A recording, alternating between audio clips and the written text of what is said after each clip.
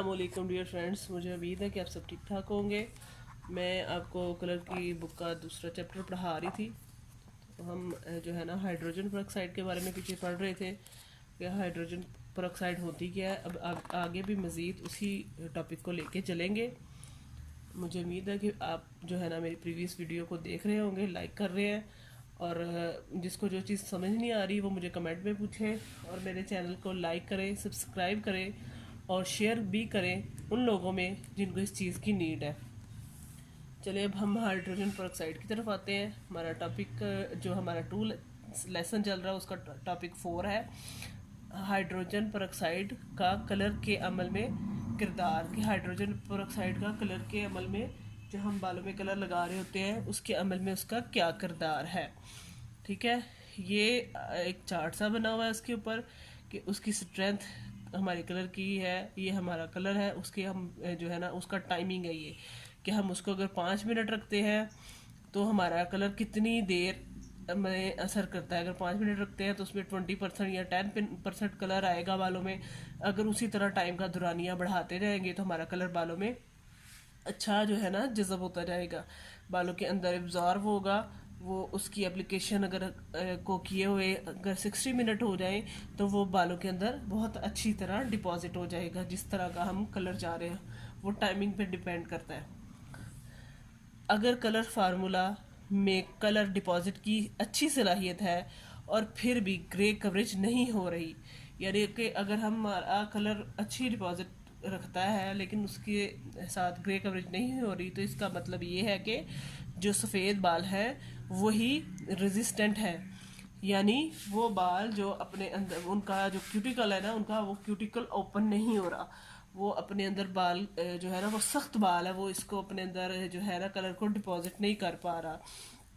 तो उसको जो है ना डिपॉजिट अंदर करने का एक अलग तरीका है। और दूसरा इसके अलावा हो सकता है कि हम अपनी ट्यूब या अपना नंबर लेवल जो है इस तरह का ले रहे हो कि वो उसमें डिपॉजिट करने की सलाहियत कम हो।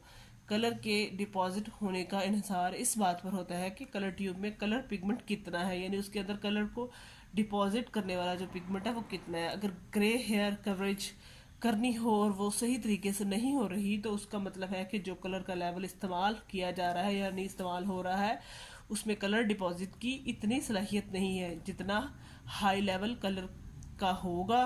यानी कलर का लेवल ज़्यादा होगा, उसमें कलर डिपॉजिट करने की सलाहियत उतनी ही कम होगी। इसलिए हायर लेवल में ग्रे हेयर कवरेज कम होती है।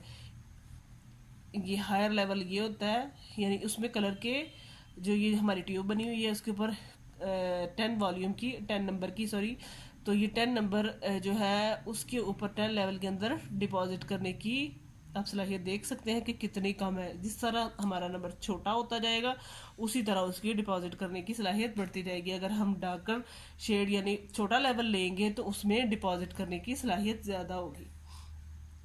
कलरिंग प्रोडक्ट्स के अंदर मौजूद एल्कली यानी ये केमिकल जो बालों के क्यूटिकल को स्वेल करती है, यानी उसमें उसका जो केमिकल यूज़ किया जाता है वो बालों की क्यूटिकल को स्वेल करती है ताकि उसके अंदर जो है उसका कलर डिपॉजिट हो, हेयर कलर, जिससे के मालिक्यूल को बालों के अंदर दाखिल होने में मदद मिलती है। अमोनिया और हाइड्रोजन पेरोक्साइड मिलकर केमिकल एक्शन करते हैं और इस केमिकल एक्शन के दरमियान यानी उस केमिकल एक्शन के दौरान हमारा मेलानिन के मालिक्यूल टूटना शुरू हो जाते हैं। कलर के मालिक्यूल्स मेलानिन के साथ मिलकर उन पर हावी होना शुरू हो जाते हैं और कलर लेवल के हिसाब से कलर बालों में पेनिट्रेट होता है। और जितनी ज़्यादा कलर की एप्लीकेशन होती है कलर ज़्यादा से ज़्यादा पेनिट्रेट होता है। अगर हम जिस तरह का कलर डिज़ायर हमारा कलर जो होगा वो उसी तरह की शेड लाने के लिए हमें कलर की मिकदार को भी उसी हिसाब से लगाना होगा। अगर हम बिल्कुल कम कलर लगाएंगे थोड़ा थोड़ा तो उसी हिसाब से हमारे बालों पे कलर जो है असर करेगा। अब दूसरा एप्लीकेशन का मेथड है कि कलर को किस तरह एप्लीकेशन होती है बालों के ऊपर कलर की। हाइड्रोजन पेरोक्साइड जब एल्कली यानी उसके केमिकल के साथ मिलती है तो वो इस बात की जिम्मेदार होती है कि कितनी ऑक्सीजन इस अमल के दौरान खारिज होती है जो कि मेलानिन के मालिक्यूल को तोड़ती है और बालों को स्लाइटली लाइटर दिखाती है, यानी आहिस्ता आहिस्ता उसे लाइटर हल्का दिखाती है। वॉल्यूम और पेरोक्साइड के दरमियान ताल्लुक को जानना ज़रूरी है। मैन्युफैक्चरर्स बोतल के ऊपर लेबल पर पेरोक्साइड की ताकत के हिसाब से लगाते हैं। जो उसके अंदर पेरोक्साइड की ताकत होगी वो उसी के हिसाब से उसके ऊपर, जैसे ये अब 20 वॉल्यूम की है तो उसके हिसाब से उन्होंने उसके ऊपर जो है ना लेबल लगाया है। यूएसए में पेरोक्साइड की ताकत को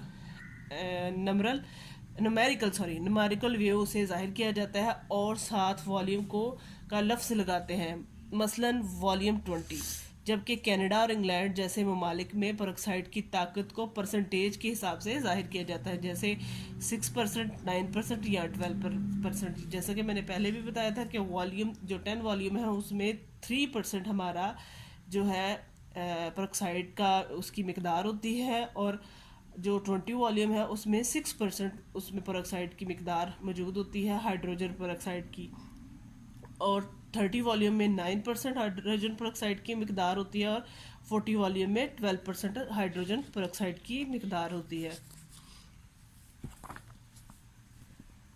इसी तरह किसी भी वॉल्यूम की ताकत ये नहीं जाहिर करती कि वो जल्दी अमल मुकम्मल कर लेगी, बल्कि वॉल्यूम की ज़्यादा ताकत ये जाहिर करती है कि जितना वॉल्यूम ज़्यादा होगा उतनी ज़्यादा ऑक्सीजन बालों से खारिज होगी और केमिकल एक्शन उतना ज़्यादा तेज़ होगा।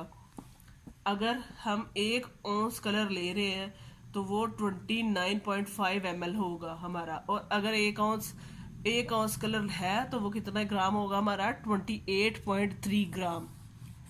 अब यहाँ पे अगर बिलफर्ज किसी जो है ना ब्यूटिशियन के पास 20 वॉल्यूम है, उसको नीड 10 वॉल्यूम की है, तो फिर यहाँ पे एक चार्ट के थ्रू भी हमें बताया गया है कि किस तरह हम उसको 10 वॉल्यूम में कन्वर्ट कर सकते हैं और किस तरह जो है उसकी ताकत को हम कम कर सकते हैं।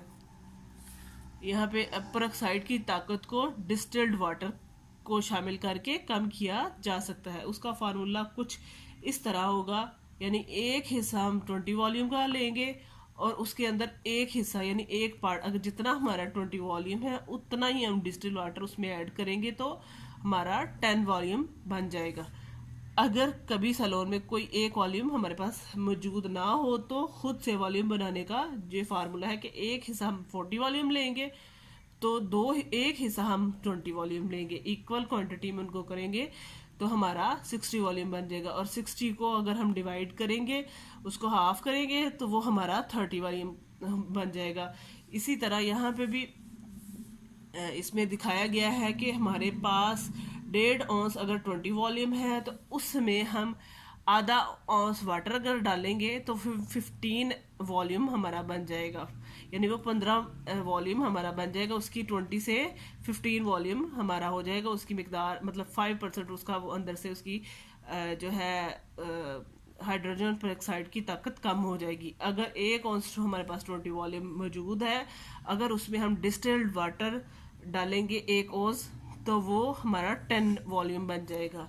इसी तरह अगर हमारे पास आधा औंस जो है 20 वॉल्यूम है तो उसमें हम आधा औंस वाटर डालेंगे तो वो हमारा 5 वॉल्यूम बन जाएगा। डिस्टिल वाटर क्या होता है, अब ये सबका क्वेश्चन होगा। डिस्टिल वाटर होता है जो ये जो ड्रिप वगैरह लगाते हैं उसमें भी मेडिकल स्टोर से भी मिल जाता है बगैर इंजेक्शन के, वो जो पानी सा होता है बॉटल में उसको भी डिस्टिल वाटर कहते हैं। अगर कोई वो नहीं खरीद सकता तो हमारा जो बैटरीज में या एसी का पानी निकलता है वो भी एक तरह से डिस्टिल्ड वाटर होता है, उसे भी आप छान के यानी साफ करके डिस्टिल्ड वाटर के तौर पे इस्तेमाल कर सकते हैं। मुझे उम्मीद है कि आपको मेरी यहाँ तक वीडियो समझ में आई होगी बहुत अच्छी तरह। सॉरी मेरा आज गला ख़राब था, इस वजह से मैं थोड़ा कम पढ़ा रही हूँ, तो आपको मज़ीद मैं आगे पढ़ाऊँगी इसके बारे में भी, हाइड्रोजन पेरोक्साइड के बारे में, और भी बहुत सारी चीज़ें हैं कि वो काम कैसे करता है। इंशाल्लाह आपको मेरी बहुत जो है वीडियोस पसंद आ रही होंगी। बहुत शुक्रिया। अल्लाह हाफिज़।